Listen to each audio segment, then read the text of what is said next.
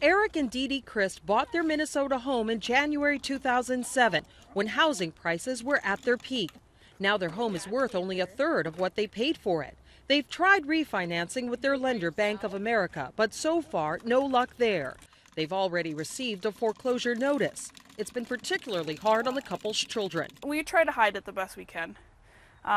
It's hard on them just because they have to change schools and change daycares and stuff like that. But there are times where they see, mom crying and stuff like that. They want to know why. For every story like the Christ family, there are millions more. But now Bank of America is trying something new. Instead of foreclosing on a home, allow the troubled home borrower to rent the home. In a statement, the bank said, quote, "This program may have the potential to further round out the broad set of solutions we offer our customers in need of assistance." Customers would sign away ownership rights to the property. They could rent for up to 3 years. Their rents would be less than their monthly mortgage payment. Initially, the bank would be the landlord, but eventually properties would be turned over to private investors. The pilot program will be rolled out first in Arizona, Nevada, and New York, with fewer than 1,000 homeowners invited to participate. But if successful, it could be expanded throughout the country.